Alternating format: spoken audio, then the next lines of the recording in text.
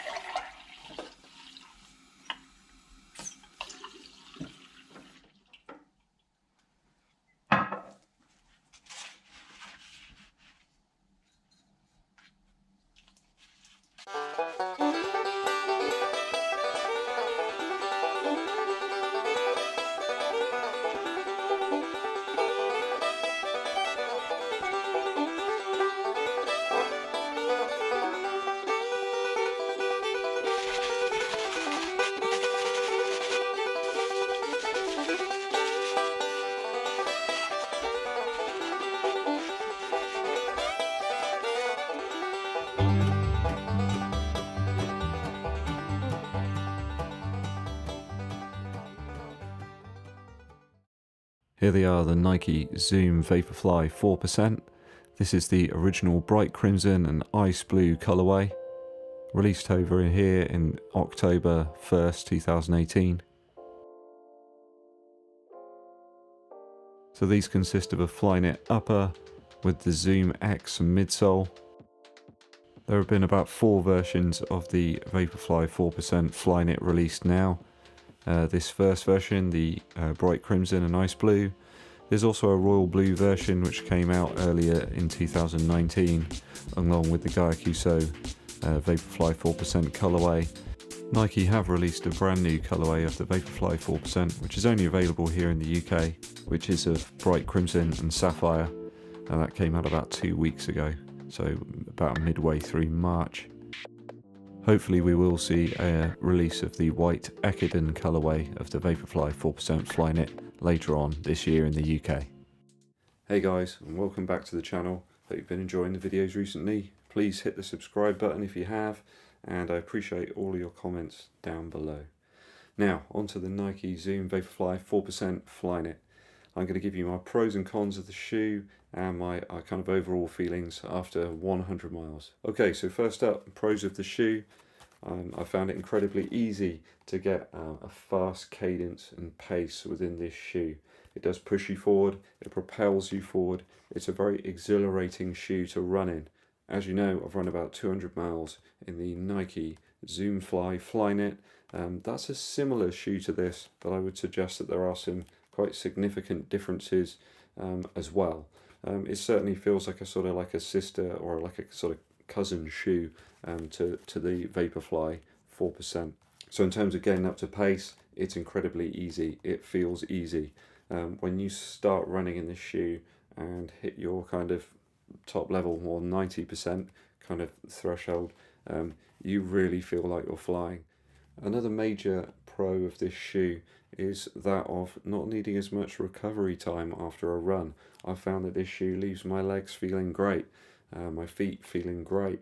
They don't feel fatigued or tired, and it's certainly been a very comfortable shoe for me. I've had no issues in terms of the fit and the feel of this shoe.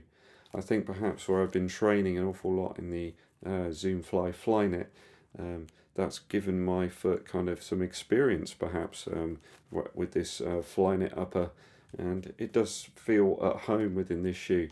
Whenever I put it on to race in it, it doesn't feel alien whatsoever. It just feels like a brilliant extension of the Zoom Flyknit. Another pro for me is the lacing. I've had no issues getting a real lockdown kind of feeling across the front of my foot within the Vaporfly 4%. That just hasn't been a problem. I know other people have had an issue with that. I can fully understand that. Everyone's opinions are always valid, but I've had no issue with getting a real lockdown feeling. It feels great. In fact, it almost feels as if the shoe's not there. Once you start running after a couple of kilometers, after a mile or so, the shoe kind of almost disappears, and you can really get into a groove moving forward, and it isn't even in your sphere of thinking. It just kind of disappears, and I think that's a really great thing to have in a shoe. Guys, moving on to some cons of the shoe. There are some. One of them, obviously the big elephant in the room as it were, is the price. It is a very expensive shoe. I was very lucky to pick this up in the kind of the second round of release. I know it was originally released over here in the UK on the 1st of October of 2018. I picked it up in December when they kind of re-released it. I was very lucky to get it then. On the Nike store, they had a deal, like a bundle deal. If you bought 3 full price items, you got 20% off. I was really over the moon to be able to get this shoe at that time. So for me, it hasn't been quite as an expensive shoe as it is for some of you out there, but I would say if you're dedicated to the cause of running, if it's something that you do every day, if you're doing lots of races, you can't really get much better than this shoe. It is a fantastic shoe. Next con of this shoe, or a partial con, is that of wear. I've noticed that there is some quite, I'd say, considerable wear really for 100 miles on the bottom of the shoe in terms of the outsole. It's mainly this Pebax foam. Nike call it Zoom X, but it is a variation of a foam called Pebax. That foam is starting to wear. It does crease. I know in other videos, certainly Seth Fowler had commented on that literally the midsole is starting to crease straight out of the box.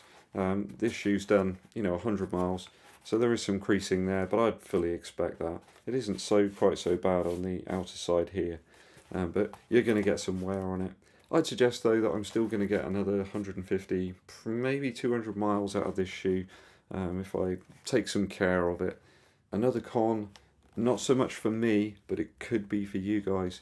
If you have a wider foot, this shoe I don't think is going to work for you. It does have a very narrow outsole, as you can see here by the curve, the arch of the foot. It does really pull in quite significantly here, more than that of the Zoom Fly or the Zoom Fly Flyknit. The outsole does really pull in here. There's quite a steep ridge here in the arch area, so for some of you with a wider foot, I don't think that this shoe is going to be ideal. As always, try the shoe out if you can before you buy it. So guys, really for me this has been a fantastic shoe, certainly more pros than there are cons for me for the Vaporfly 4%. I've worn it on a number of races, a couple of half marathon distances, which for me is a great distance, and some 10k races, and also a few 5ks as time trials, really to see where I am really in terms of my fitness and my speed. So final thoughts, if you can get hold of this shoe, if you do a lot of miles, if you're doing lots of races, I think it's fantastic value for money. It does give you a really energetic, kind of exhilarating ride. It will push you forward. I think it's going to trim a few seconds off for you here and there. I think as you go up in distance, I think that advantage and that benefit will become even greater. So for me, definitely a thumbs up for the Nike Zoom Vaporfly 4%. Okay, that's all I've got for you today, guys. Please hit the subscribe button and the thumbs up if you've liked the video, and I'll be seeing you.